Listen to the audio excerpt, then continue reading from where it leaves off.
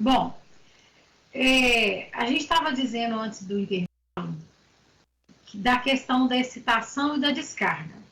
Freud faz progressos ao ir atrás de reações de ansiedade ante situações de perigo. Então, ele começa a perceber essa questão da excitação e da necessidade da descarga. E aí ele começa a entender e buscar essas reações que as pessoas têm de ansiedade frente a situações de perigo. A ansiedade neurótica é a ansiedade por um perigo desconhecido. Lembra que eu falei que as outras neuroses, elas têm o medo, a ansiedade, mas é com objeto específico. Nesse caso aqui, a ansiedade neurótica é a ansiedade de um perigo desconhecido. O perigo neurótico é, assim, um perigo que tem ainda de ser descoberto. Eu ainda não sei o que é que está causando isso. Eu só tenho a sensação do perigo. A análise tem revelado que se trata de um perigo instintual. O que é o instinto, gente? É o instinto de sobrevivência. Tudo aquilo que me ameaça, que ameaça a minha integridade, o meu cérebro vai entender como perigo. Levando esse perigo que não é conhecido do ego até a consciência, o analista faz com que a ansiedade neurótica não seja diferente da ansiedade realística, de modo que com ela se pode lidar da mesma maneira. O que acontece, gente? Quando a pessoa tem uma fobia, ela tem um perigo conhecido, ela tem um objeto. Então, na hora que ela vai trabalhar isso na clínica, ou se ela tem medo de cachorro, ela vai evitar o cachorro, ela tem aonde canalizar. No caso da ansiedade neurótica, a pessoa não tem. Então, a sensação que ela tem é que um perigo imenso, que é algo que vai exterminar ela, né, da face da Terra, digamos assim. Quando a gente começa a trazer na terapia, na análise, para a pessoa, ela começa a identificar as situações de perigo que até então são desconhecidas, a gente começa a trazer para a consciência esse medo, essa ansiedade vira realidade. Então, ela tem consciência do que está trazendo aquilo. Quando ela entende o que é, ela vai ver que não é nenhum monstro. Né? Lembra que eu falei mais cedo da gente... a pessoa ansiosa é como se tivesse um monstro aqui dentro, né? Um bicho, e aí ela vai pegar ele e colocar no potinho. Ou seja, agora eu tô te vendo, você vai ficar aí que eu vou te vigiar, você não vai mais me atingir. Então, é isso que acontece. Na análise, a gente consegue trazer para a pessoa essa sensação, essa realidade.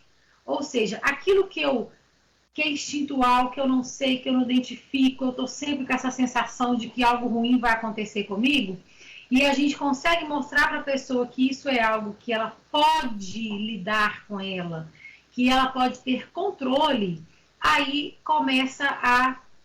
a pessoa começa a caminhar nesse sentido, porque aí ela vai entender que não é algo que está além das forças dela, não é algo que vai escapar do controle, ou seja, ela pode ter um controle em cima disso.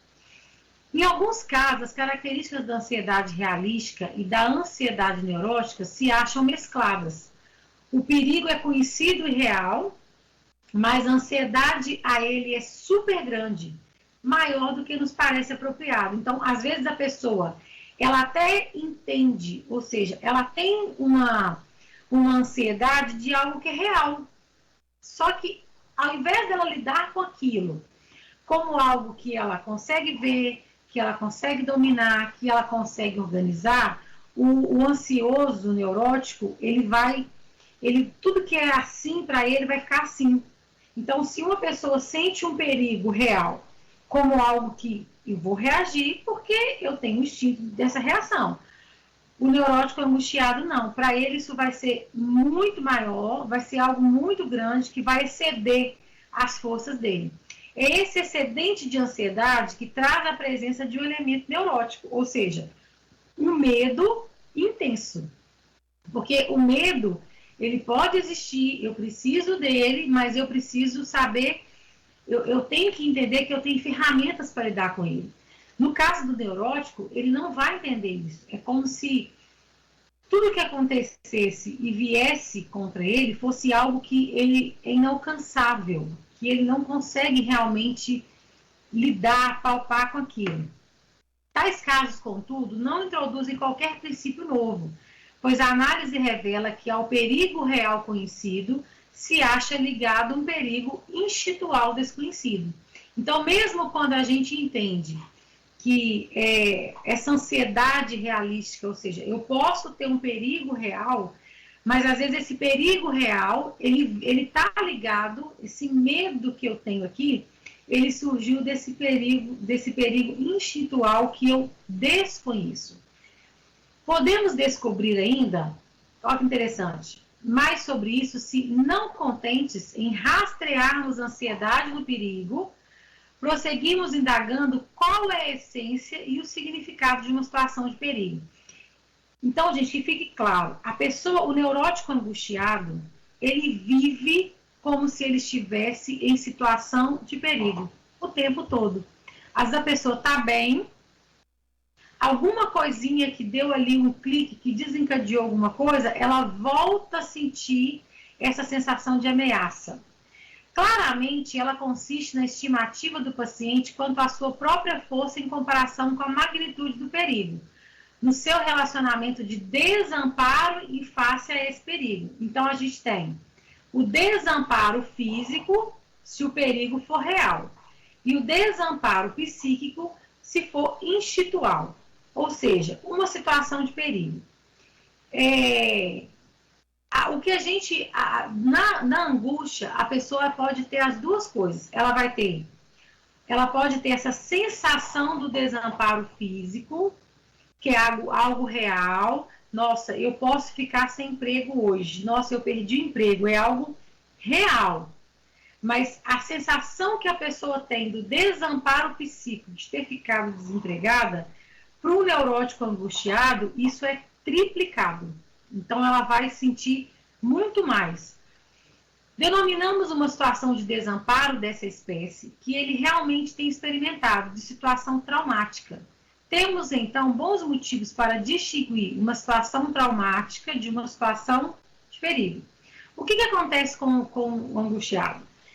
Ele já experimentou em alguns momentos sensações de desamparo, onde ele se sentiu desamparado, onde ele teve medo de perder, onde ele tem essa dificuldade de lidar com a perda, e isso virou uma situação traumática. Então, agora, toda vez que eu imaginar aquela situação de novo, ou seja, aquele sentimento que eu tive quando aquilo aconteceu, eu posso desencadear isso. Então, Renata, me permite usar seu exemplo. A Renata teve uma crise depois de uma tentativa de gravidez. Ela tentou, ela estava com toda a expectativa. Quando não dá certo, ela experimenta a sensação da perda, a sensação do desamparo, a sensação do não ter controle. Então, vem todo um misto de sentimento, de angústia, de tristeza, tudo naquele mesmo momento. Ela não conseguiu, ela caminhou com isso. Lá na frente, agora, toda vez que ela tiver qualquer situação que às vezes seja perigo real, ou essa sensação instintual que vai lembrar isso no cérebro dela, se ela não, agora ela já identifica, mas se ela não identificasse, qualquer momento que ela passar por isso de novo, não por isso, pelo trauma em si, que foi uma perda, mas qualquer coisa que passe nela a sensação de perda, de falta do controle, essa sensação de desamparo, pode desencadear nela a crise de novo, porque o cérebro já liga o alerta, né? Nós vamos ver isso aqui é muito interessante, ó. O indivíduo terá alcançado importante progresso em sua capacidade de autopreservação se puder prever e esperar uma situação traumática dessa espécie que acarrete desamparo, em vez de simplesmente esperar que ela aconteça. É isso que a gente vai fazendo na análise. A pessoa, então ela começa a entender que, olha, essas situações no meu dia a dia, na minha vida, me traz essa sensação de desamparo. Essa sensação de perda, de desamparo, vai gerar a crise de ansiedade. Então, se eu puder evitar isso e eu identificar, porque quando a pessoa ela começa a experimentar de novo essa sensação de perigo, gente, às vezes é algo real que despertou nela um perigo instintual, mas que não é verídico. Então, quando ela começa a perceber assim, não, peraí, eu tô assim porque aconteceu isso pode ter me levado a pensar nisso aqui, calma, calma, tá tudo bem, tá tudo tranquilo. A pessoa começa a entender, ela vai, é como se ela estivesse realmente prevendo essas situações, então ela não deixa que aconteça. Se ela não percebe e não sabe o que são essas coisas do dia a dia e quais esses traumas que ela já experimentou que traz essa expectativa nela de angústia, ela não vai conseguir lidar, porque tudo que pode aparecer, que pode lembrar o cérebro dela, vai ser a excitação e a descarga. Intitulemos uma situação que contém o determinante de tal expectativa de uma situação de perigo. É essa situação que o sinal de ansiedade é emitida. Então, toda vez que a pessoa experimenta de novo, gente, e esse experimentar aqui não é algo às vezes real. É qualquer coisa que traga nela a sensação de algo que ela já experimentou. Ou seja, já ficou registrado na minha cabeça que a sensação que eu tive numa perda muito forte. Não foi algo que eu gostei de sentir, foi algo que me desestruturou. Então, toda vez que o meu cérebro entende que eu estou numa situação de perigo, ele emite o alerta. Então, às vezes a pessoa fala assim, nossa, mas aconteceu um negócio comigo 3, 4 meses atrás. Por que agora que eu tive a crise? Porque lá atrás, dependendo do momento que foi real, a pessoa olhou, entendeu como algo que ela foi real, que ela deu conta que ela meio que ela tinha capacidade de controlar. Mas ela não resolveu. Só que aí, qualquer outra vez que lá na frente, às vezes ela leva um susto com alguém, algo que ela que faz assim, acenda a luzinha no cérebro, todo aquele sentimento que ela teve vai voltar. Então, tem pessoas que às vezes são coisas assim, simples, gente, que a pessoa não lembra. Às vezes um cheiro, alguma coisa que lembra ela já sente assim, nossa, mas por que eu estou sentindo isso? O que é que está me angustiando desse jeito? Porque alguma coisa do dia a dia, alguma fala de alguém, se ela já vive nesse alerta contra o perigo e emitiu o alerta, pronto, vai começar tudo de novo. Por isso que é importante, quando a pessoa chega para a gente falando, né, que teve uma crise, dependendo da situação, por exemplo, eu tô acompanhando uma menina, interior de Minas, bem interior mesmo, acho que quase Bahia, não sei, que ela foi molestada quando ela era criança, mas ela não contou para os pais e o negócio foi sério. Quando ela estava agora com 15 anos, um professor começou a assediar ela na escola. E o dia que o professor chegou por trás dela, encostou a mão nela, diz ela que foi assim, como se tivesse ligado tudo que ela sentiu lá atrás. Então, a hora que ele chegou, que ele encostou nela, veio tudo à tona e os pais ficaram sem entender por que ela estava tendo, ela começou a ter crise de ansiedade. Então, agora ela fica assim, às vezes se alguém chega muito perto, se ela escuta falar disso, a professora pediu para ela falar sobre o assunto, ela teve crise no outro dia. Então, qualquer coisa que ela se sente ameaçada o tempo inteiro. Ela está nessa fase que, às vezes ela sai na rua, semana passada ela teve uma crise, quase na hora de eu atender ela, inclusive, porque ela foi fazer alguma coisa lá na rua, cidade interior, e ela passou em frente à escola que o professor dá aula, porque eles não tiraram o professor de lá. Então, ela passou em frente à escola e ela estava sozinha na rua e ela viu os rapazes do outro lado. O que o cérebro dela fez? Perigo. Alerta. Você está perto, a pessoa pode aparecer, ou ela viu os rapazes olhando para ela e ela disse que estava olhando para o corpo dela, aquilo já acendeu, ela já chegou em casa com crise. Então, mas é algo que durante muitos anos ela simplesmente enlatou. Porque ela tinha 6 para 7 anos quando aconteceu a primeira vez, ela não contou para os pais, não contou para ninguém. Ela foi se virando para poder sobreviver, né? Porque o jeito que ela fala assim, eu aprendi a me virar sozinha. Só que agora, como a sensação do perigo, e foi um perigo real, porque o professor realmente tentou, mas o sentimento que ela teve, ela fala que é como se ela estivesse lá com 6 anos, que ela não tinha força para fazer nada, para gritar, para falar, para nada. Ou seja, a sensação, a agonia que ela sentiu foi a mesma lá, então foi muito maior que ela. Então ela realmente não deu conta, né, de coisar aquilo. Então, o que a gente precisa perceber com a pessoa é, à medida que ela vai trazendo, a gente ajuda ela a identificar quais são as situações que o cérebro dela emite esse alerta, para ela mesma cortar esse alerta. O sinal anuncia: estou esperando que uma situação de desamparo sobrevenha. Ou, a presente situação me faz lembrar de uma das experiências traumáticas que eu tive antes.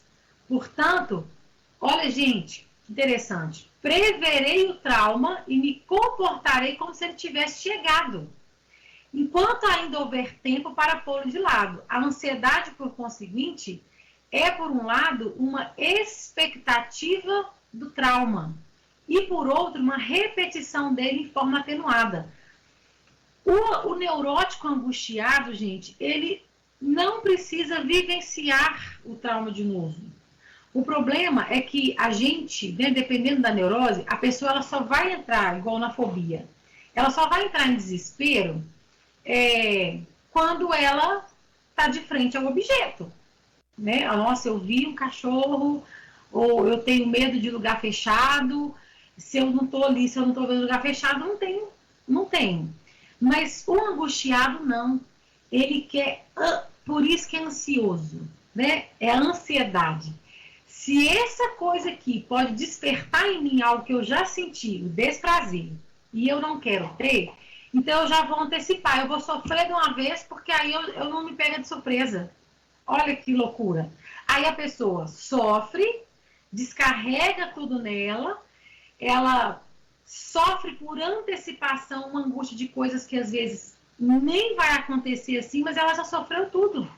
É muito comum, a pessoa às vezes ela traz pra gente às vezes na análise, mas é porque eu tô sofrendo, e quando você começa a buscar a pessoa, porque pode acontecer, mas já aconteceu? Não, mas aí quando a gente começa a conversar, a pessoa já sofreu tanto pela coisa, no dia que a coisa acontece, não acontece nada daquilo, não dá nada do que ela tinha pensado, mas ela já sofreu, ela já descarregou tudo no corpo dela, ela já teve crises de ansiedade, porque o cérebro entende, eu não vou ser pego de surpresa. Ou seja, da outra vez que eu tive o trauma, eu fui pego de surpresa, agora eu não vou mais.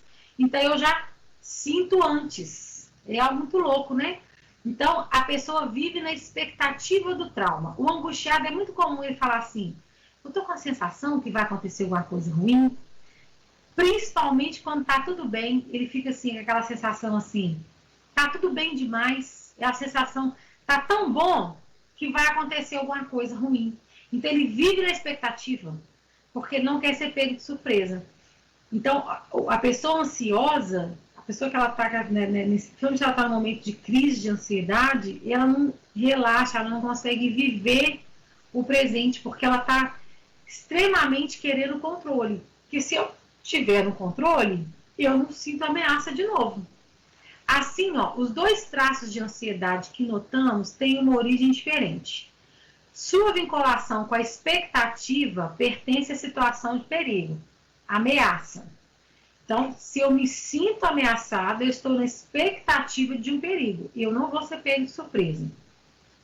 Ao passo que sua indefinição desinibição e falta de objeto pertence à situação traumática de desamparo. Situação que já experimentei, que causou um trauma, mas eu não sei definir. Ao sentimento que é previsto na situação do perigo. Então, eu sei que eu já experimentei esse sentimento. Eu sei, mas a pessoa não consegue identificar o objeto. Quando foi que isso aconteceu? Por exemplo, crianças que às vezes passam por essa situação de desamparo quando é pequena, às vezes os pais, né, deixa, às vezes a criança na casa de a criança ela sente aquela sensação de perda, de desamparo, ela não sabe que aconteceu isso com ela lá atrás. Às vezes você não sabe como é que aconteceu algumas coisas com você, mas a sensação da ameaça está aí. Então é um sentimento que toda vez que te lembrar, mas você não sabe qual que foi o objeto. Você sabe que essa sensação você tem. Sensação de que, não, meu marido vai embora. Nossa, alguém pode me deixar. Nossa, alguém pode morrer a qualquer momento. A pessoa está sempre com essa sensação, esperando o pior. Então, ela está sempre ligada como se quase tudo fosse ameaça para ela. Seguindo essa sequência, ansiedade, perigo, desamparo, que é o trauma, agora podemos resumir o que se disse. Então, ó, uma situação de perigo é uma situação reconhecida. Nesse caso, reconhece-se o quê, gente? O sentimento de desamparo. Não quer dizer que aquela situação propriamente dita é perigosa, mas aquela situação lembra meu cérebro que eu já passei por esse sentimento.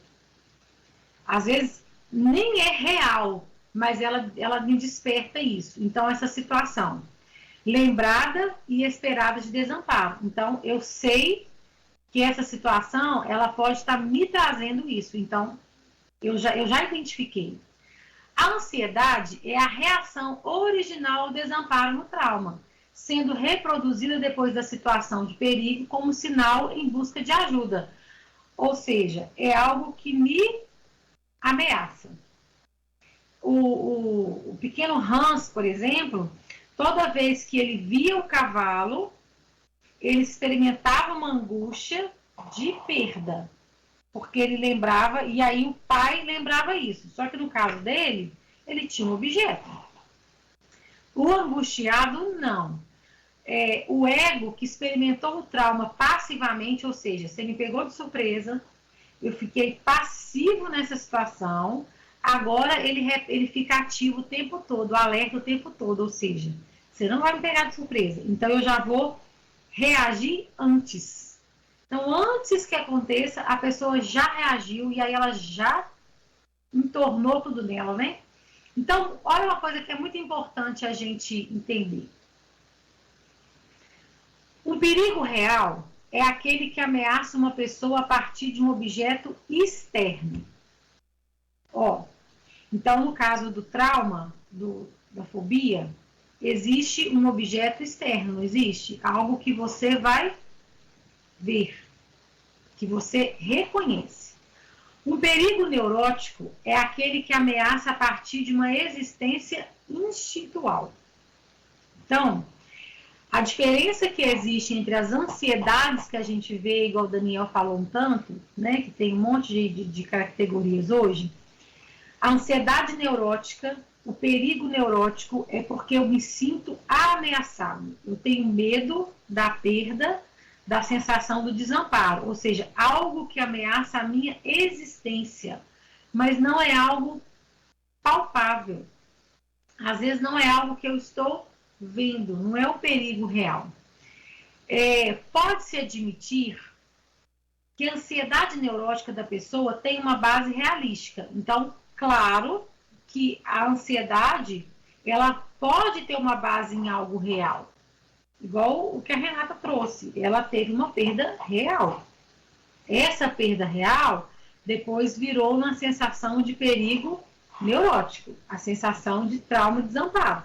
Então, mas nós chegamos então à conclusão de que uma exigência instintual frequentemente só se torna um perigo interno porque sua satisfação provocaria um perigo externo. Isso é, porque o perigo interno representa um perigo externo. Então, se eu tenho essa sensação instintual, um perigo que está aqui, ele representa para mim que pode ter um perigo real.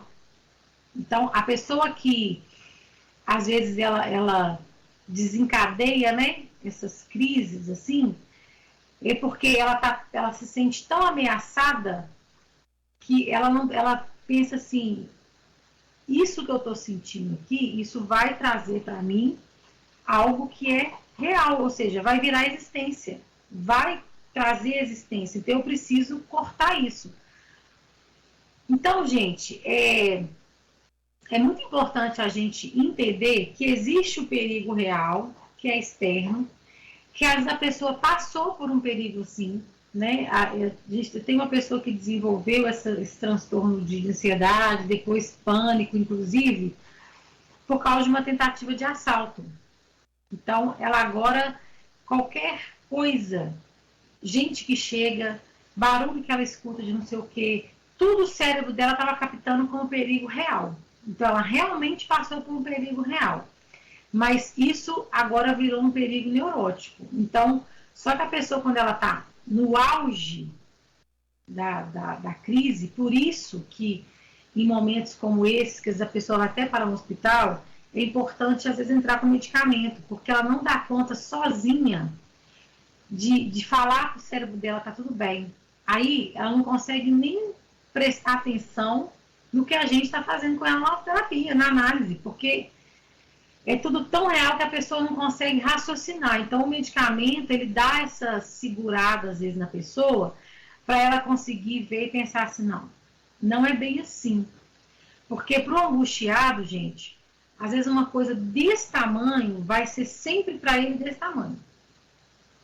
Ele é como se ele supervalorizasse tudo. E com o tempo de análise, a pessoa mesma começa a perceber, será que isso aqui é tudo isso mesmo? Será que eu preciso realmente me preocupar com isso dessa forma? Eu posso deixar isso me atingir assim? Então ela começa a identificar perigo real do perigo neurótico. E é o que é importante a gente ter, né, pra gente, que esse perigo real é algo que vem de fora. E, de certa forma, eu posso controlar o que entra ou não. O neurótico eu não controlo, tá dentro, né? Com o tempo, é claro, a gente vai controlar. Tá claro, gente, isso aqui?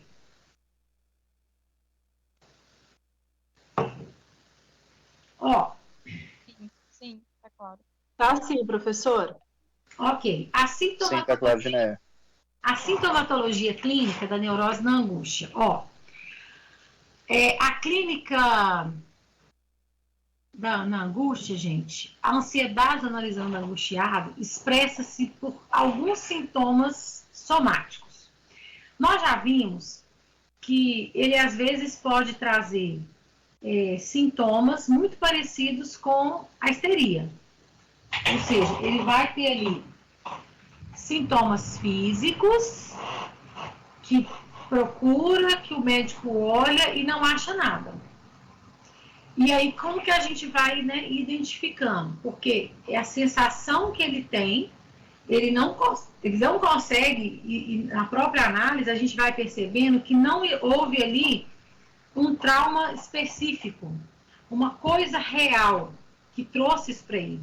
Mas ao longo da vida, a pessoa às vezes vai passando por situações que ela vai dando um jeito aqui, ela segura ali, ela reage aqui, ela tem que... E aí, com o passar do tempo, ela vai registrando isso.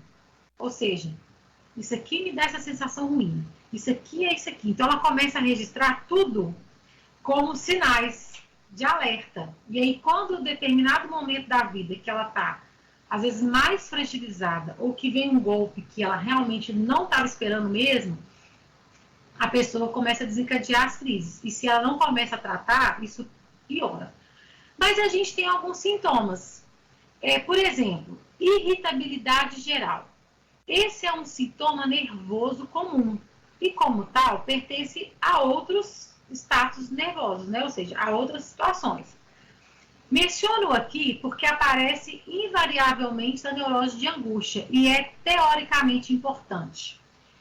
Claro, gente, que a gente vai ver que a pessoa pode ter uma irritabilidade, ser mais nervosa, por causa do temperamento, um monte de coisa. Mas essa irritabilidade geral aqui, ela é praticamente 100% aparece nas pessoas angustiadas. Ó, a irritabilidade aumentada aponta sempre para um acúmulo de excitação ou uma incapacidade de tolerar tal acúmulo. Isso é, para um acúmulo absoluto ou relativo de excitação.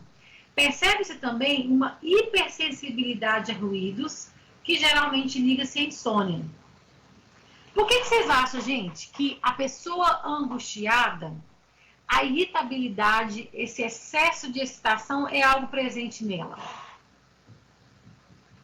Mesmo que a gente tenha, né, outras questões que as pessoas ficam nervosas e tal, mas por que, pelo que vocês viram do perigo real, instintual que a gente viu até agora, por que a irritabilidade general, ou seja, não é só uma coisa que me irrita, é tudo. Eu tenho sensibilidade a barulho, a estímulo. Por quê? Vocês acham? Dinéia, eu acho que é porque a pessoa está sempre em constante estado de alerta, isso vai deixando a gente muito agitado, sabe? Então, assim, qualquer coisinha deixa a gente nervosa, estressada, porque a gente está sempre pilhado, sabe? Como diz? É a impressão que eu tenho da situação. É isso mesmo. Porque, olha, às vezes, realmente, o que acontece é isso. Como o meu cérebro, ele já experimentou lá atrás situações angustiantes, eu não quero experimentar de novo. Então, o que ele faz? Eu estou alerta. Eu vou antecipar. Se eu sonhar que eu vou ter essa situação, eu já vou mandar o estímulo para poder combater. Então, o que acontece? A pessoa, ela está em constante alerta. É como se ela não pudesse baixar a guarda nunca, porque ela vai ser pega de surpresa. Então, ela vai estar sempre nessa constante irritabilidade. E se ela está com um estímulo aqui dentro, gente, já é um estímulo, né? A pessoa já está ali o tempo todo, como se ela estivesse ligada no 220, qualquer coisa externa vai sobressair isso. Então, a irritabilidade, ou seja, a pessoa tem uma hipersensibilidade a ruído, ela tem dificuldade de dormir se tiver uma televisão ligada, se tiver um barulho de não sei o quê, qualquer coisa acorda ela, qualquer situação. Aí, vai um conjunto, a pessoa já não dorme bem, ela vai acordar mais irritada, porque ela não dormiu bem e porque ela não descansou, mas ela tem que estar em constante alerta. Então, uma das coisas que a gente identifica, que ajuda a gente a identificar na clínica, que não é histeria, que não é obsessivo, não é um compulsivo obsessivo, que não é um transtorno de pânico, mas que é uma ansiedade generalizada, é quando as pessoas começam a apresentar essas coisas. Eu estou sempre irritada, eu não tenho paciência para nada, tudo me irrita. A pessoa às vezes começa a falar, eu não tenho paciência para ouvir o outro terminar. Nossa, todo lugar começa barulho, televisão alta, eu surto, eu saio de perto, porque ela está sempre com esse acúmulo de excitação. Porque eu tenho que estar alerta. Então, se eu descarrego isso aqui, eu estou sempre nessa sensação de descarga. Então, realmente, o organismo da pessoa vai ser um organismo mais sensível. Agora, uma das coisas que para mim é fundamental é isso aqui, ó. Expectativa angustiada. Talvez vocês até se achem nisso aqui, ó. Não conheço melhor maneira de descrever o que tem em mente, senão por esse nome e acrescentando alguns exemplos. Por exemplo, uma mulher que sofre de expectativa angustiada pensará numa pneumonia fatal a cada vez que seu marido tossir, quando estiver resfriado, e com os olhos da imaginação, assistirá a passagem do funeral dele, se dirigir na sua casa, observar as pessoas paradas em frente à sua porta. Não poderá evitar a ideia de que um dos seus filhos caiu da janela, quando ouviu alguém bater na porta. Imagina que seja notícias de morte de alguém, e assim por diante. Sendo que todas as ocasiões não há nenhum fundamento específico para a pessoa exagerar. É uma mera exagerar, né? Pensar numa mera possibilidade. Naturalmente, a expectativa angustiada se esmaece e se transforma imperceptivelmente na angústia normal. Então, olha que interessante. A pessoa que sofre da expectativa angustiada, e essa, para mim, é uma das características mais presentes no neurótico angustiado. Ele vive na expectativa de algo ruim o tempo todo. Então, aquela pessoa assim, tocou a campainha rápido, ela já imagina em questão de segundos uma tragédia. Ah, aconteceu, o menino começa a tossir, deu uma febre, a pessoa já começa a imaginar que está com pneumonia. Aí ela, na cabeça, gente, isso é questão de segundos. Ela começa a imaginar tudo que pode dar de ruim. Aí, de repente, ela fala assim, pera, não é isso não. Mas ela já vivenciou toda a expectativa, ela já vivenciou todo o problema aqui. Olha o desgaste. Eu estava ouvindo uma pessoa conversar essa semana passada, e ainda brinquei com ele assim, olha, eu acho que você é um neurótico angustiado. Ele falando que ele anda irritado com tudo. Tudo irrita, não sei o quê, barulho, e ele falou assim, eu estava dentro do ônibus, olha que loucura. Ele falou assim, eu acho que eu estou ficando doido. Ele falou assim, eu estava dentro do ônibus, uma pessoa passou, me empurrou, bateu na minha mochila, maior falta de educação e saiu. Ele falou assim, na hora eu fiquei tão irado que eu comecei a imaginar na minha cabeça eu fazendo um monte de coisa com aquela pessoa. Ó, ele já vivenciou, e aí ele começou a pegar uma coisa que era assim, e ele disse que foi... Ele falou assim, o negócio foi tendo uma proporção na minha cabeça, e quando eu parei, eu falei, credo, calma, gente, a pessoa só esbarrou, o ônibus está cheio, isso acontece. Mas olha lá, é porque o espectador... Aí a pessoa, meu marido está doente. Ela já começa a imaginar toda uma tragédia. Só que nesse imaginar aí, né, naturalmente, a expectativa angustiada, ela vai e transforma numa angústia normal. Ou seja, eu passei por aquela sensação, ouvi um barulho, já imaginei o menino caindo, com a cabeça rachada, correndo para o hospital. Gente, é questão de frações de segundos. A pessoa vivencia uma angústia altíssima. Só que aí, quando ela olha, ela percebe assim, não. Aí ela consegue ver que não é aquilo, ela volta ao normal e sente a expectativa, a angústia normal. Assistir. Quem ia falar? Pode. Ô, Dineia, eu queria falar, mas é porque meu filho chegou aqui, aí eu tive que pausar de novo. Eu fiquei pensando assim, é como se fosse um medo aprendido, né, Dineia? É. Por que eu tô falando isso? Gente, eu fiquei vendo minha mãe minha infância inteira aqui, sabe? Esse curso a gente fica assim, acho que eu sou isso, acho que eu sou aquilo, acho que eu sou isso aqui também. Porque, e é engraçado, como que isso reflete muito em mim e todas as minhas irmãs. Minha mãe é uma das filhas que, como sempre teve comércio, né? Então nunca teve muito tempo para as coisas, né? Conosco, assim. Mas o tempo que ela tinha sempre estava muito presente, mas sempre teve um medo de tudo. Exemplo, mãe, a gente vai nadar com os amigos e tal lá na cachoeira. Gente do céu, isso é perigoso, pode afogar, não sei mais o quê. Não era aquela coisa só, não. Ô, mãe, a gente vai em tal lugar, meu Deus do céu, ali chove, ali enche d'água, ali vai dar uma enchente. Tudo era isso. Não tinha a parte boa do negócio, sabe? E eu falo que quando eu comecei a fazer terapia, foi algo também que acaba que a gente aprende. É um medo aprendido, né? Que a gente tem que vigiar. Tem situações que a gente nem comenta com a minha mãe, eu e minhas irmãs. Vamos em tal lugar. Não, mãe vai falar que vai acontecer isso, que vai acontecer aquilo outro. Porque em tudo, Dineia, tem o sofrimento antes. É impressionante. É a expectativa angustiada o tempo todo. E a gente percebe isso muito com as mães mesmo, né? Que vive isso. Por quê? Porque às vezes a mãe, o menino está pedindo para fazer uma coisa natural. Mas aquela mãe já sofre como se toda a tragédia tivesse acontecido. E aí, ela não vive e nem deixa o outro viver.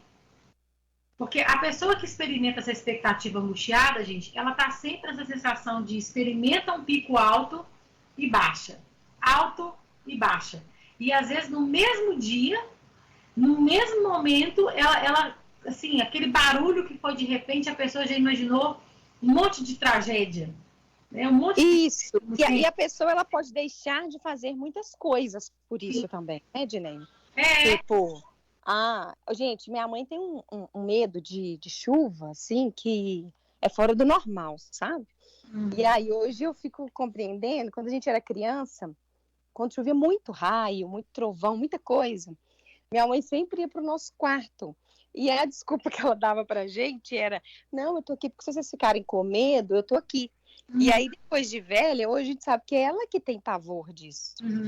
E aí eu falei, aí depois, né, da gente estar estudando, várias terapias, eu falei, mãe, aconteceu alguma coisa na sua infância e tudo? Porque não é normal, eu cheguei a falar assim, né? E ela falou assim, quando eu era nova, eu lembro de chover muito, eu ficava com muito medo, e acaba que a estrutura da casa não é a que a gente tem hoje, né? Então eu acho que gerou um trauma muito grande para ela. Mas, Odineia, é assim, fora do normal. Por exemplo, mãe, a senhora vai na casa de vó hoje? Não vou não, porque tá querendo chover de tarde, né? Depois cai pedra, cai chuva, cai não sei o quê. Falei, mãe, tem sombrinha, tem, né? Eu levo a senhora de carro, não, mas se cair pedra, vai estragar o carro. Eu falei, meu Deus do céu, então tá, tô indo, mãe. Então, assim, gente, é muito louco, sabe? Mas, assim, é muito sério. Hoje eu vejo o quanto isso nos impacta, sabe? Ao mesmo tempo, eu fico vendo o quanto ela deve estar sofrendo com isso, sabe? Tem uma resistência muito grande com essas coisas de terapia, sabe? Com o tratamento. E no caso dela, ela ainda, quer dizer, ela desenvolveu uma fobia com a chuva. Só que essa fobia que ela desenvolveu com a chuva, ela foi criando, como se ela estivesse criando outras ansiedades, ela acabou virando um perigo neurótico, né? Porque talvez, por exemplo, a pessoa quando passa por algum trauma, eu experimentei isso durante muitos anos, porque a gente morou numa casa que teve uma enchente uma vez, eu tinha acho que 5 para 6 anos, e inundou a casa. Então, toda vez que começava trovão, meus irmãos, a gente escondia, e a vontade era de enfiar debaixo da coberta. E durante muito tempo, eu não gostava de chuva, porque eu via a sensação, quando o tempo fechava, já me dava essa sensação de perigo, né? A expectativa da angústia. Hoje, eu não tenho mais isso, porque eu fui entendendo que não é assim, né? O momento onde a gente viveu, a casa, o lugar, enfim, um monte de coisa. Só que aí, a gente acaba transformando isso para tudo da vida. Outras coisas que lembram em mim esse sentimento, que às vezes não tem nada a ver com a chuva, a pessoa desencadeia. E o que a gente percebe é isso. A pessoa sofre muito por quê? Porque ela sente tudo ali em questão de segundos, de minutos, ela vivencia toda uma dor e de repente ela volta para a angústia normal. E aí, compreendendo tudo o que se costuma qualificar de ansiedade ou tendência a adotar uma visão pessimista das coisas. Então, a pessoa angustiada, ela tem essa tendência de ser pessimista.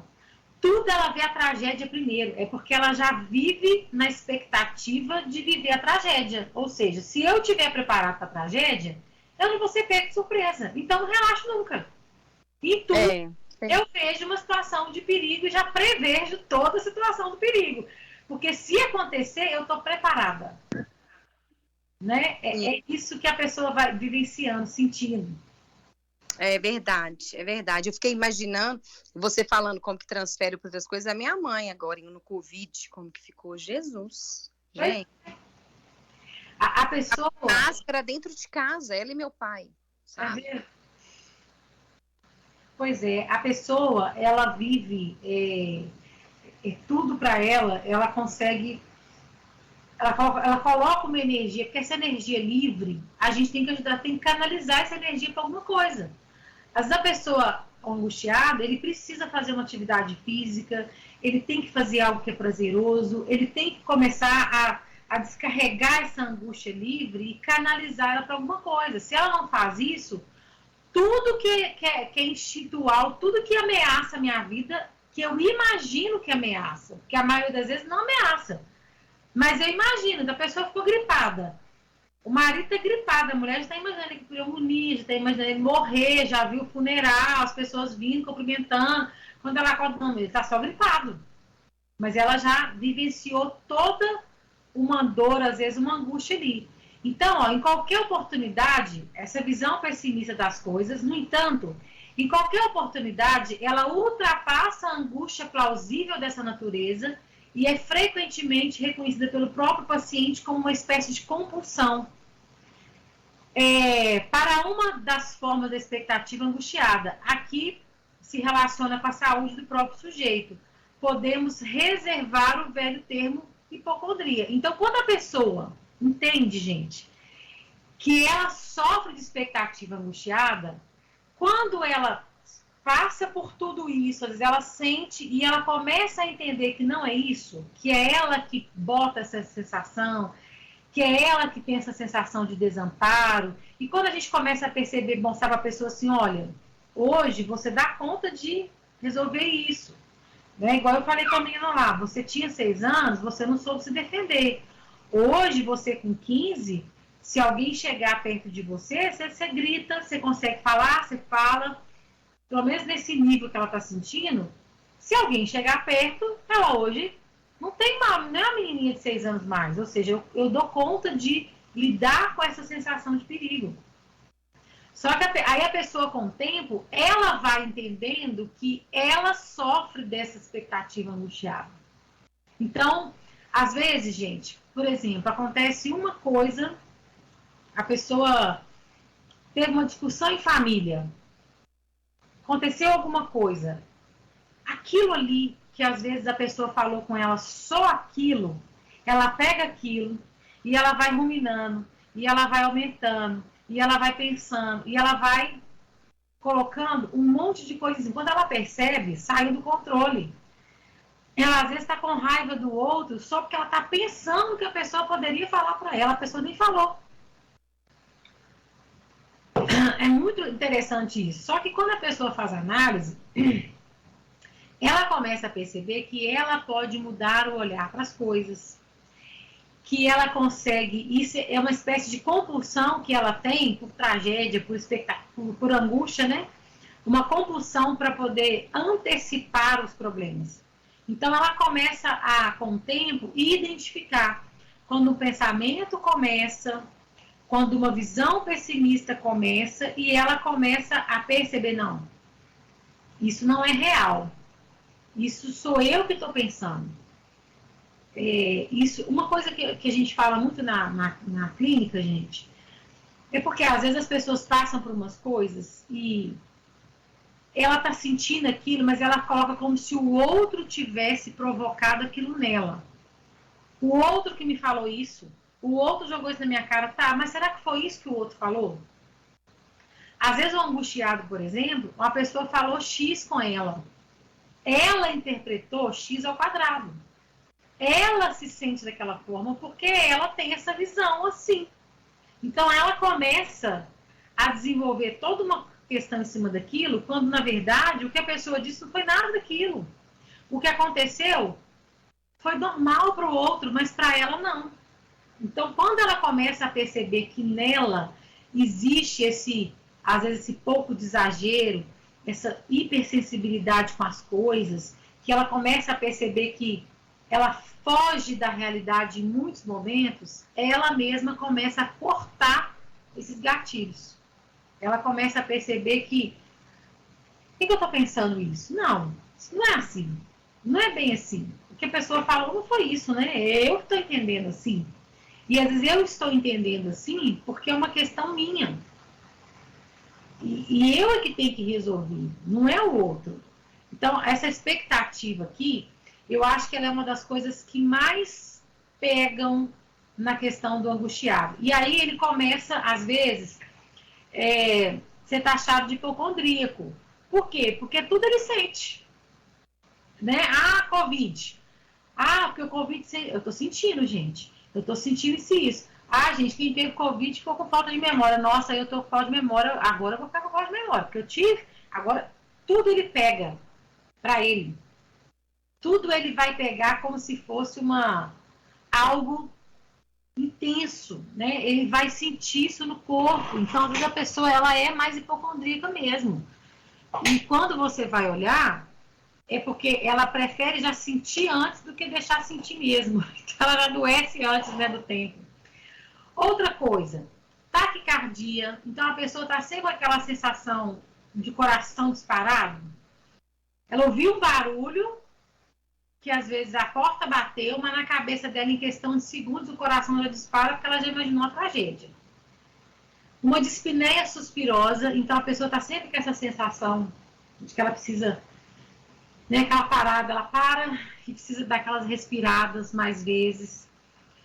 Uma sensação de bola no peito. Isso aqui também, essa sensação de, a pessoa fala assim, eu tô com uma sensação ruim, como se tivesse algo parado aqui, não sobe nem desce, é um bolo, é um sentimento ruim, isso por causa da expectativa angustiada. Como ela já vive na expectativa angustiada, ela às vezes já vive com essa sensação de bolo no peito. Uma bola parada aqui, um trem ruim, que ela não sabe identificar. Né? Como a gente já falou, a angústia, ela não tem objeto, ela é livre. Entre outros, como uma indefinida e angustiante sensação de medo de que possa vir a morrer, de enlouquecer, aqui, ó, ou a iminência de alguma tragédia. Então, a pessoa angustiada, ela está sempre com essa sensação. Às vezes a pessoa vai falar assim, fulano, você tá com a cara fechada hoje? Não, tô bem. Mas é porque ele já tá com aquela sensação assim, tô alerta, eu tô sentindo um trem ruim. Daí alguns vão falar assim, eu tô com pressentimento que vai acontecer alguma coisa errada. E às vezes a gente não tem nada para acontecer, tá tudo bem, mas isso o cérebro já emite aquele alerta assim, tá tudo bem demais. Tá tudo muito tranquilo na sua vida, hein? Pode esperar que uma hora a tragédia vai acontecer. Então, essa sensação, né? Principalmente essa sensação assim, eu tô enlouquecendo. Né? Medo de enlouquecer. Porque a pessoa se vê, gente, quando ela tá em momentos de altas crises, que ela tá num momento assim mais crítico, esses pensamentos que eu falei com vocês é um atrás do outro. Para tudo a pessoa vê tragédia, para tudo ela tá sentindo a expectativa, para tudo ela tá o tempo todo, tudo que vem de estímulo de fora para ela sente ameaça. Então, o tempo todo ela tá naquela sensação de que eu preciso defender. A defesa, né? E aí, no cérebro entende que a melhor defesa aqui é o ataque. Então, ele começa a atacar. E a pessoa começa a sentir esse tanto de coisa. O coração tá disparado, a sensação de que eu não tô respirando, né? Essa sensação de que não desce nem sobe nada aqui, né? Essa sensação de que eu vou morrer. Às vezes a pessoa está sentindo uma coisa simples, mas na cabeça do angustiado ele começa a imaginar a tragédia. Vocês já imaginaram, gente? O que é a pessoa ficar o tempo todo nessa iminência de alguma tragédia? Por isso que quando está nesses casos muito, muito forte, tem que entrar com medicamento mesmo, senão a pessoa realmente ela pode surtar. Diné. Então, aí eu fico pensando aqui, né? Aí volto lá, né, naquelas coisas que eu te falei, que eu fico maravilhada, né, com o corpo humano. Se a gente estudar um pouco e ler sobre o sistema límbico, as questões sobre o medo, tudo isso, né? Aí vai, né? Todas as formas de hormônios e que são disparadas aí pela própria amígdala, né? Que ela vai... Se a gente dá uma lida no sistema límbico, a gente vai ver que tá tudo aí, né? Igual essa taquicardia, né? Ele já manda pro coração aquele comando de alerta, né? E é muito legal, né? Ver, assim, não tô dizendo que é legal a situação, é muito legal entender o contexto, né? Essa questão emocional que se torna física e como que isso acontece, né? Que vem, aí tem o estresse, toda a adrenalina que às vezes o sistema límbico já produz ali na hora para poder acelerar o coração. E as descargas, né, que você joga no seu corpo, né? Isso, descargas intensas. Por isso que, é interessante, Renato, o legal é quando você começa a ver que uma pessoa que chega nesse quadro para você, às vezes ela tá, ela não tem qualidade de vida, porque ela vive nessa expectativa angustiada, ela é a pessoa extremamente irritada, ela não consegue conviver com ninguém, o organismo dela está o tempo todo disparando, né? Porque a gente manda o sinal para o nosso cérebro e ele manda na hora. Não é assim? Quando você está com a sensação de perigo, estou me ameaçando, na hora você liga todos os seus alertas. Então, e aí, quando você fala aí dos adolescentes que você atende, né? E a gente consegue perceber, e se a gente for lembrar, que o córtex pré-frontal ali ainda não está totalmente formado, né? Aí fica mais fácil ainda de atacar o sistema límbico, porque o adolescente ele não consegue distinguir as suas emoções, né? Ainda que o córtex pré-frontal ele vai acabar de se formar aos 25 anos. Então ainda tem toda essa questão do adolescente ainda não conseguir entender as suas emoções. E você imagina, o adolescente, Renata, ele já é intenso, né? O adolescente, tudo que ele sente muito. Ele não sabe dosar. Então, como ele não consegue, às vezes, essa dosagem, quando ele entra num momento desse aqui, ele realmente começa a ter crises, assim, horrorosas. E, às vezes, os pais, por exemplo, não entendem. Os adolescentes de hoje, gente, a estrutura deles é muito diferente. Adolescente de 10, 15 anos atrás. Da nossa adolescência, a gente passava algumas coisas que a gente nem tem tempo para poder pensar, a gente bola para frente e ia, né? Aí o reflexo vem hoje, mas os adolescentes de hoje, eles têm essa questão também de, às vezes, não saber, às vezes, lidar com emoção nenhuma. E aí eles começam Essa menina que eu falei que tentou suicídio, ela falou comigo assim, eu só queria, Edneia, parar de sentir o que eu estava sentindo. E aí ela fala assim, né, igual, mas por quê? Eu não sei, eu só tenho esse sentimento de que tá tudo ruim, de que ela só vê tragédia.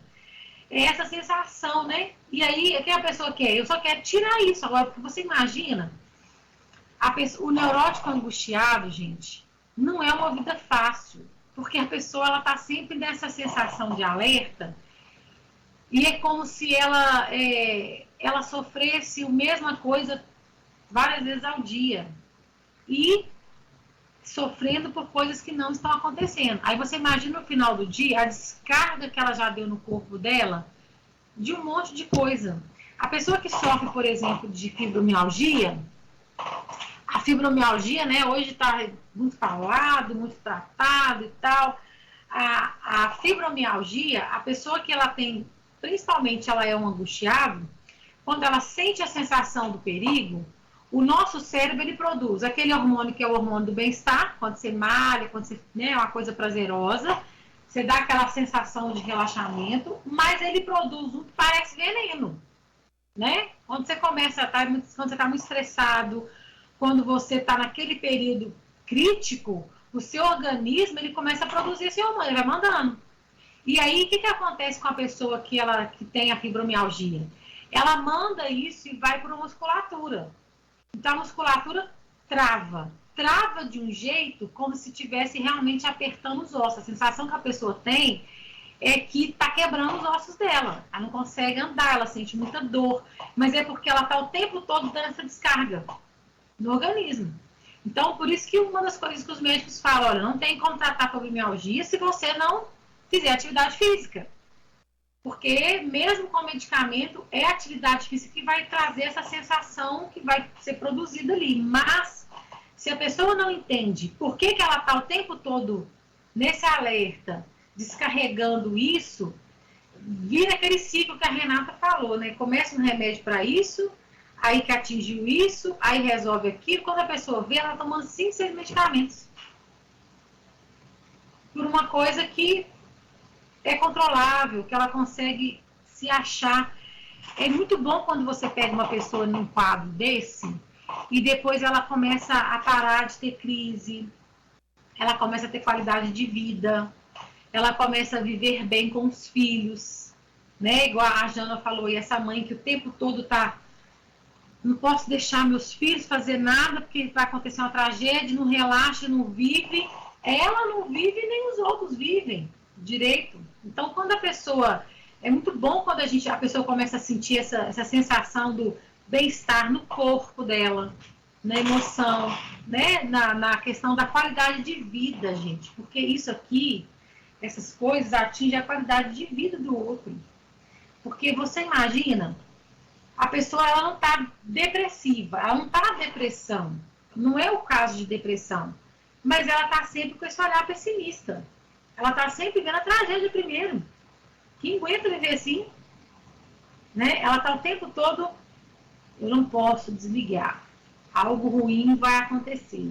Nossa, eu tenho que estar já preparado. Então, o seu organismo vai ficando todo inflamado.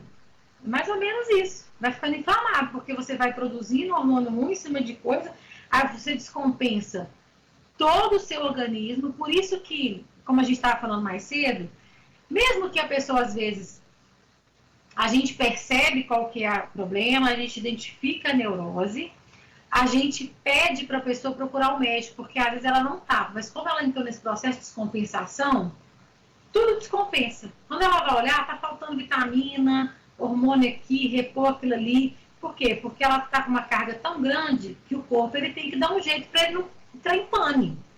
E aí ele vai descarregando tudo isso, né?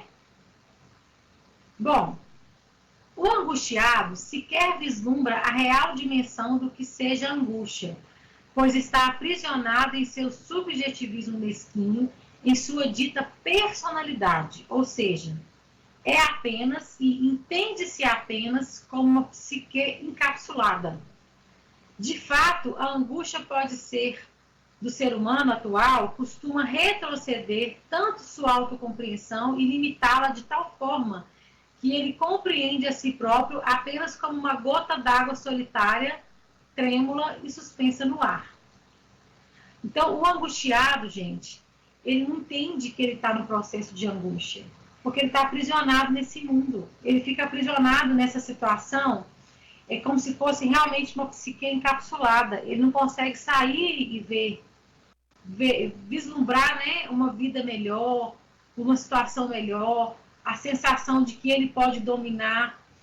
Ele se sente o tempo todo, você imagina uma gota d'água solitária suspensa no ar. Ela está sujeita a tanta coisa, não é? Está ali tremendo, ou seja, é como se eu pegasse e soltasse assim, eu não tenho segurança, eu não tenho chão, eu não tenho onde segurar, eu não tenho. Então eu vou de acordo com as coisas que vão me levando. E a pessoa, o angustiado, é mais ou menos isso.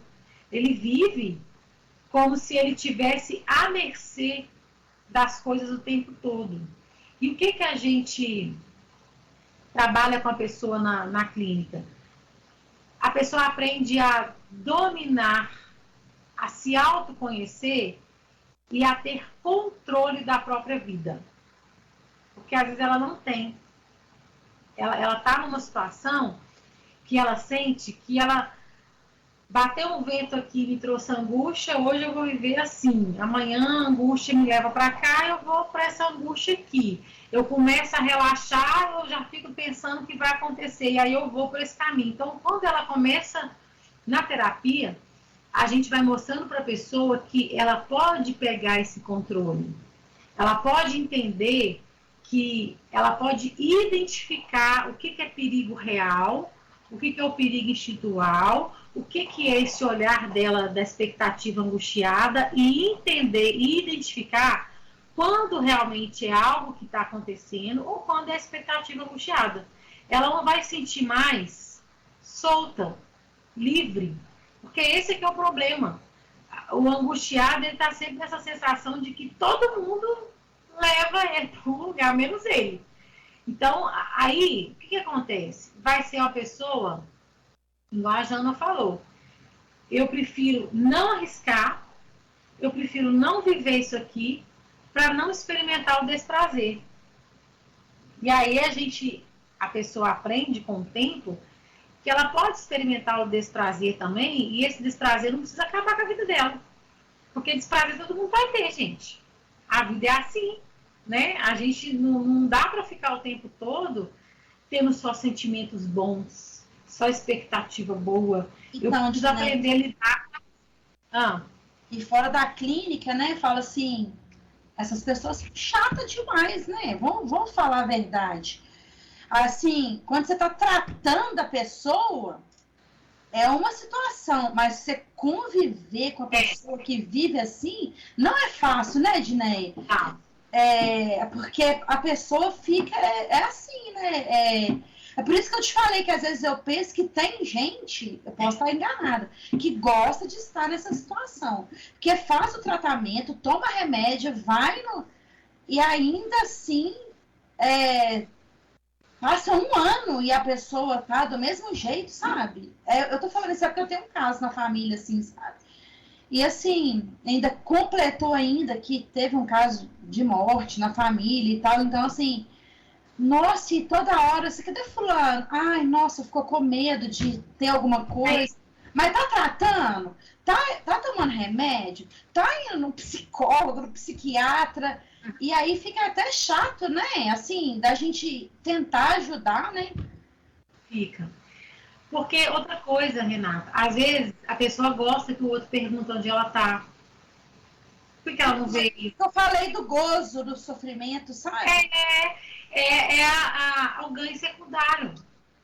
Porque às vezes a pessoa tá ali, né, naquele processo, e ela começa, não, gente, coitado de mim, eu sou coitado, ou seja, não mexe com fulano não, gente, porque fulano já é irritado.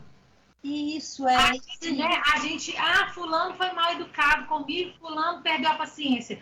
Mas fulano é assim mesmo, a gente tem que entender. Mas esse fulano precisa entender que ele tem que ter educação, que ele não pode, às vezes, sair irritado e descarregando tudo nas pessoas, não é? Mas aí, se todo mundo começa, não mexe com fulano não, porque fulano é assim. E aí, fica esse negócio, né? A pessoa já entende assim, todo mundo já me trata assim, pra que eu vou sair desse quadro? Pra que eu vou sair disso? Porque eu começo a chorar, né? Eu já vi muitos casos assim. Que no caso dessa pessoa, eu já tô assim. Como você falou, a gente fica fazendo umas análises assim, né? Eu já percebo até um luto patológico, sabe? Uhum. Tipo assim, a pessoa também já estava numa crise de depressão, assim, tendo crises de ansiedade. Aí o pai vai e morre. Isso já vai fazer 1 ano. E ainda tem o sofrimento do luto todos os dias. Inclusive, eu até andei pesquisando, tem CID para luto patológico, eu nem sabia que tinha luto patológico. Para tudo, minha filha. Então, mas eu não sabia que luto podia virar uma doença. Eu achava só que era um processo. E aí eu fico analisando essa pessoa, sabe? Assim, de longe, né? Que nós somos parentes muito próximos. E aí...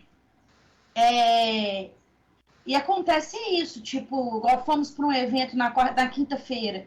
Cadê fulano? Não veio, porque ficou com medo de passar mal. É esse negócio aí. Sabe? Aí você fala, meu Deus do céu, a pessoa tá tomando remédio, tá tratando, e aí dá uma impressão que a pessoa tá gostando de estar naquela situação, sabe? E aí a pessoa, ela tem que ter coragem, Renata, para enfrentar. Uma senhora que eu tô tratando, que eu falei que estava dando essas crises de pânico, de ansiedade, que ela teve no supermercado e tal, mas ela falou comigo assim, Diné, me ajuda, porque eu não sou assim. Eu não sou essa mulher com medo, eu tô com medo de sair do supermercado, tô com medo de ir na igreja, eu chego na igreja e começa a me dar medo, eu falei com ela, pois é, você está assim hoje, você realmente não é assim. Então, você vai enfrentar. Mesmo que você esteja... E aí fui passando algumas coisas para ela, né? Para ela conseguir ir no culto. Teve dia que ela foi e ficou metade, depois ela foi ficando mais um pouquinho. Hoje tá bem. Mas essa pessoa especificamente, ela falou comigo assim, eu não quero ser essa pessoa que as pessoas têm que ficar com dó de mim, atrás de mim. E ela falou, não, ela é muito dinâmica, ela é muito, realmente assim, né? Muito para frente, professora, faz as coisas, né? Mas ela... quis realmente enfrentar. E eu sou testemunha de que alguns momentos para ela foi muito difícil. Dela tentar e realmente foi muito difícil, mas ela não estava querendo ganho secundário. O problema é que os outros não têm coragem de enfrentar, porque às vezes, o que eu vou ganhar saindo disso? O que eu vou perder? E o que eu vou ganhar se eu ficar nesse estado ou se eu for para outro? Eu brinco que é aquela pessoa que vê só o copo meio vazio, né? Exatamente. O Eu tempo todo. escutei essa expressão aí, eu tomei ela como exemplo, porque tudo é assim, e no caso dessa menina, eu vejo que existe sim um certo, que seja isso do ganho secundário, mas ela você não vê em momento algum uma postura de uma pessoa que quer sair daquela situação. Pelo contrário, quanto pior eu estou, melhor é. Exatamente, porque aí eu tenho todos os olhares, eu estou tendo um ganho, eu me acostumo a viver nesse sofrimento. E aí eu vejo também que a pessoa não está preparada para ouvir determinadas verdades, entendeu? É por isso que a pessoa tem que estar fazendo uma análise muito bem feita, porque o profissional ele tem que, em algum momento, checar a pessoa com isso. A mora pertinho de você, vou passar seu telefone para ela. A mora de Nilópolis. Teve uma que falou comigo assim, Dinéia, eu fui embora chocada. O dia que você falou isso comigo, eu fui embora com muita raiva, eu sei. Mas ela falou assim, mas depois eu pensei, não é que a Dinéia tá certa, mas eu fui preparando ela para jogar essa verdade e confrontar. E aí ela realmente quis sair do lugar. Só que tem uns que simplesmente falam assim, acho que eu não vou mais. Aí começa a arrumar desculpa para não vir na terapia. Hoje eu não posso, hoje eu não tenho dinheiro, hoje não sei o quê. Aí você já sabe que já entrou no autossabotamento, que quer estar naquele jeito ali mesmo. Igual casais. Como a gente trabalha muito com casais, a gente percebe muito isso às vezes. O casal, às vezes um dos cônjuges, quando ele começa a melhorar, e ele começa a entender que o outro mudou com ele, porque agora o outro está tendo vida também, ele retrocede. E aí a gente precisa estar muito atento, né? Porque a pessoa precisa, os dois precisam entender que eles podem ter uma vida muito melhor, mesmo eu saindo desse lugar aqui. Eu não vou ter o ganho secundário, mas o ganho que eu vou ter de vida, de qualidade, de outras coisas, é muito melhor do que esse estado que eu estou hoje. E aí a pessoa realmente ela tem que ter muita coragem, ela tem que entender, Renata, igual a questão do luto. A gente trabalhar com pessoa que tem processo de luto é muito difícil, é desgastante pra gente. Mas quando a gente consegue perceber que a pessoa ela realmente ela tá deixando a análise acontecer, ela, com o tempo, ela vai achando outro objeto de amor, ela vai colocando aquela perda no devido lugar, ela vai entendendo que não tem que ter culpa de deixar de sofrer pelaquela pessoa que morreu. Então ela vai, você vai vendo que com o tempo ela vai reagindo. Agora, tem gente, a gente tá com um caso assim de uma conhecida nossa, aquela que a Renata, você falou, eu lembrei, Renata, ela perdeu a mãe e a irmã no acidente de carro no Natal. Eles estavam indo para a praia, bateram o carro e a mãe morreu. A irmã e a mãe.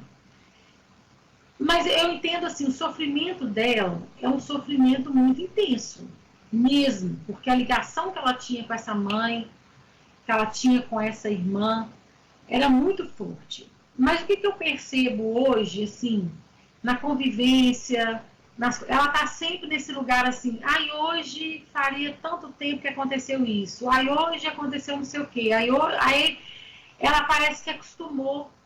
Ela quer estar nesse lugar, toda vez que ela começa a sair desse lugar, que eu acho que ela percebe que as pessoas meio que esqueceram, agora ela está caminhando com a vida, ela volta de novo. Ou seja, não esqueçam de mim, gente, eu estou aqui nesse sofrimento, vem sofrer junto comigo. E ela vai se aprisionando todo mundo. Então eu entendo, às vezes eu olho e falo assim, gente, será que fulana entende que ela realmente precisa continuar com a vida, que ela quer sair, elaborar esse luto? Mas assim, não é paciente, né? Então, às vezes eu escuto, eu vejo e observo o comportamento, mas é muito isso que a Renata falou, né? Aí não vem então, não veio, porque hoje é isso. Hoje faria, né? As pessoas que estão no processo de luto, tem muito esse negócio de hoje faria tantos anos que a pessoa estava viva. Hoje fez tanto tempo que a pessoa adoeceu.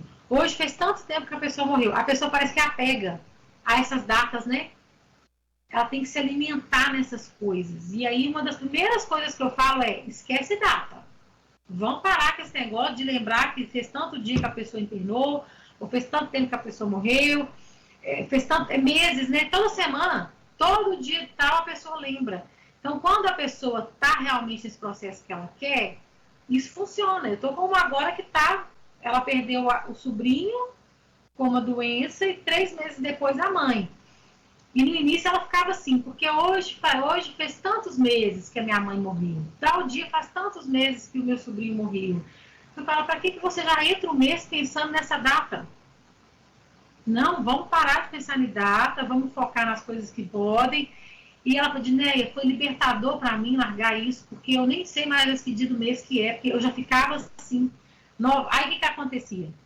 Era dia 19, dava dia 10, ela já começava a ter crise, porque vai chegar dia 19, que vai fazer tantos meses. Então, é realmente difícil quando a gente convive com as pessoas que você vê qual que é a dificuldade e o pior, né, Renata? Você olha e vê que a pessoa, às vezes ela tá tratando porque para ninguém falar assim, tá vendo? Não cura porque não toma remédio, porque não vai no médico, porque não faz uma análise. Mas ela realmente não quer, então é difícil. Nesse caso, eu percebo claramente que ela não quer mesmo. E arruma subterfúgios e coloca culpa em outras pessoas. Uns tempo atrás aí eu que era culpada. Pois é. Aí fala com os outros assim, meu santo não tá batendo com fulana. E aí eu falo assim, gente, o que eu fiz dessa vez, né, Diné? A língua não cabe dentro da boca. O que eu fiz dessa vez, Jesus Cristo? Mas aí depois eu fui entender o que eu fiz. Mas é muito complicado, nosso Deus. Mas olha, a gente, Renata, com o tempo, você vai ver que a gente fica mais humano com a psicanálise. A sensação que eu tenho é que a gente fica mais humano, porque algumas coisas que os outros não têm paciência, a gente compreende. Mas não quer dizer que a gente tem que ter paciência o tempo todo, né? A gente começa a compreender assim, fulano, aí a família começa a falar, a gente fala assim, aí eu entendo assim, gente, mas fulano não entende que não tá bem. Ah, mas às vezes você entende que a pessoa não quer ajuda. Então, presente que foi desenvolvida e a gente precisa realmente com isso aqui. E quando a pessoa ela faz direitinho, né, gente? Porque tem gente que você fala A, ela faz B. Você sugere A, ela vai lá e faz o C. E aí, não tá funcionando. Porque às vezes está se auto-sabotando. Mas quando a pessoa, ela realmente te escuta e ela começa a entender as coisas, e ela começa a reagir de uma forma diferente, com o passar do tempo, as pessoas olham e nem vê que essa pessoa tem isso mais, nem sabe. Porque a pessoa começa a ficar de bem com a vida, ela vai mudar esse humor, ela vai começar a não viver mais em alerta o tempo todo, ela vai começar a entender que ela pode dominar certas situações, então ela vai ficar mais relaxada, a pessoa vai viver. Então, é isso que a gente vai fazendo com a pessoa na análise. Ela vai entendendo, a gente vai quebrando a resistência e vai trazendo à tona os processos recalcados e essa pessoa vai conseguindo ressignificar um por um. E, em alguns casos, a gente começa a entender por que surgiu isso. Né? Eu estava falando mais cedo, Renata, eu não sei se você estava, eu estava assim, licença, Renata, eu acho que você não respondeu por isso. Quando você teve lá uma perda, você teve um perigo real, que trouxe um tanto de sentimento. E depois você começou a experimentar em outras situações o mesmo sentimento, o mesmo perigo, o mesmo desamparo, o mesmo não estou controlada. E aí quando a gente começa a trabalhar isso, hoje você se identifica. Então, Dinéia, pequena análise aqui, né? Atrapalhar a aula aqui. Eu não sei se você ficou sabendo, se a Priscila comentou com você, mas eu estava grávida agora, né? E eu perdi o bebê na semana passada, sabe? Tô aqui num processo de recuperação da cauterização e tal. Mas como que é tudo tão diferente, sabe? Não vou dizer para você que não existe sofrimento, que é mentira, que existe. Você sabe que sim. Mas como que tudo que eu passei me fez passar por este momento agora com uma maturidade muito maior, sabe? Então, assim, é interessante a gente pensar nisso. Eu passei por todo o processo terapêutico, tive todo o processo, assim, esse processo mesmo, né, de angústia, de viver depressivamente, né, por questões da maternidade. Passei pela maternidade e passei pela perda agora de novo, mas com pesos muito diferentes, sabe? É bem visível isso, assim. Eu sei que a gente não pode fazer autoanálise, mas a gente não tem como não tirar algum entendimento analítico disso, sabe? Da forma como você reage a uma situação e depois a uma situação nem bem parecida, né? Muito maior, porque agora tinha todo um plano, né? Com o bebê e tal, e que não foi consolidado. Mas, e aí a gente passa por isso e se percebe uma pessoa... Eu não estou dizendo que eu sou forte nem melhor do que ninguém, mas mais forte e melhor do que eu era. Eu não vou conseguir, às vezes eu vou pegar alguém para, de certa forma, neurótica. Comportamento dominante, tensão, inquietação motora, dificuldade de atenção e concentração, completamente diferente. E o que é melhor, Renata, é as pessoas. Então, ela está numa situação de ansiedade tão alta, ela está vendo um problema tão grande, importante a gente ter isso. Então, na neurose de angústia, ó, qual que é a temática central? Ansiedade acompanhada de sinais somáticos, então a pessoa vai ter os sintomas. Ansiedade persistente, não correspondente à situação. Então, o que acontece? A pessoa tem uma ansiedade alta, que vai gerar nela sintomas, mas que é uma ansiedade que, frente ao real, não faz sentido. Então, ela chega no hospital achando que ela está infartando e ela não está. Fadiga facial. Aí eu acordo, eu tô com uma aqui, gente, que ela veio esses dias tão feliz, ela falou assim, Ginéia, tem 20 anos que ela não dormia direito. A pessoa acorda 3, 4 horas da manhã e não dorme mais. E aí ela veio queixando de um sentimento, de um tanto de coisa, no corpo, em tudo. Eu falei, a primeira coisa que você vai fazer é procurar um médico e tratar esse sono. Vai com uma clínica de sono especializada e ela começou a ir.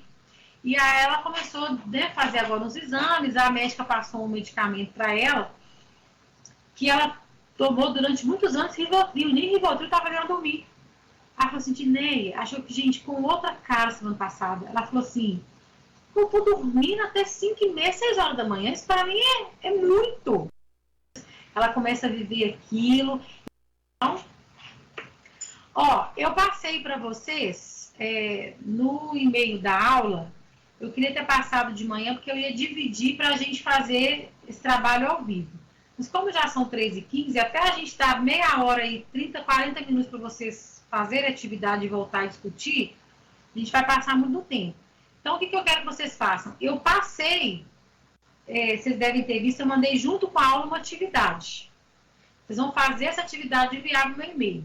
Então, é para você voltar na aula lá, e responder o que é perigo real, o que é perigo instintual, o que é expectativa angustiada. Você vai voltar e responder e preencher aquele quadrinho que eu coloquei lá, ok? Mas é para entregar, viu, povo? É para pegar lá e fazer. Aproveita que a aula tá, né, a memória tá boa aí e já façam essa atividade, ok?